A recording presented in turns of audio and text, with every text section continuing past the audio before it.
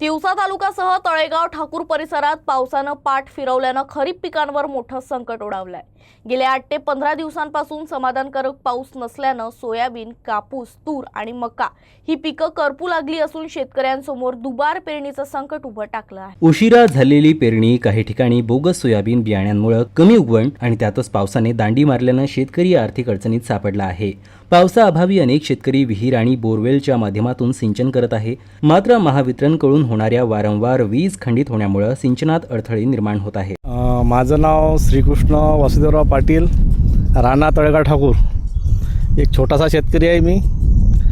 आज कंडिशन शेतकऱ्याची खूप कठीण आहे आणि दुबार पेरणी करावी लागली आणि गव्हर्नमेंटनं काही मदत केली नाही। आमच्या बॅगा खूप बोगस निघाल्या।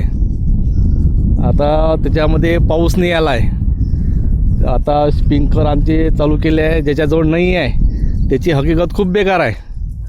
आणि आता आमच्याकडं थोडं बहुत पाणी आहे, आमचं थोडंसं ओलीत चालू आहे, पण ह्या पाण्यानं काही होत नाही शेतकऱ्याचं। ह्याच्यामध्ये जे पाहिजे ते नसतेच, असे हाल आहे। आणि बरेचसे शेतकरी असे आहे तर त्याची पेरणीच निघाली नाही, तसेच आहे शेताखाली। यावर्षी आम्ही जे समजून घ्या सोयाबीनचं बियाणं पेरलं, काही बियाणे चांगले निघाले, काही बियाण्याची उगवण शक्ती कमी झाली आहे। समजून यावर्षी अपुरा पावसामुळे समजून घ्या आमचं सोयाबीन यावर्षी उन्हीच्या यानं सोक घेऊन राहिलं। आम्ही तणनाशक जे मारले तणनाशक ते मेले नाही, कारण पाऊसच अपुरा आहे। ज्या सीजनात, ज्या जुलै महिन्यात भरपूर पाऊस असतो त्या जुलै महिन्यात आम्हाला समजून घ्या पिंकर लावा लागून राहिले।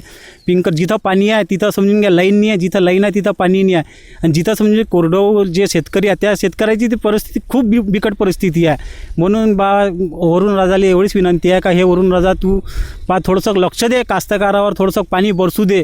कारण लोक म्हणते का शेतकरी हा जगाचा पोशिंदा आहे, म्हणून तू आभाळाकडे आमची एवढीच विनंती आहे, वरुण राजा चांगला बरसू दे आणि चांगलं कास्तकाराला भरभर पिकू दे। ज्या शेतकऱ्यांकडे सिंचनाची सुविधा नाही त्यांच्या शेतातील पिके सुकण्याच्या मार्गावर आहे।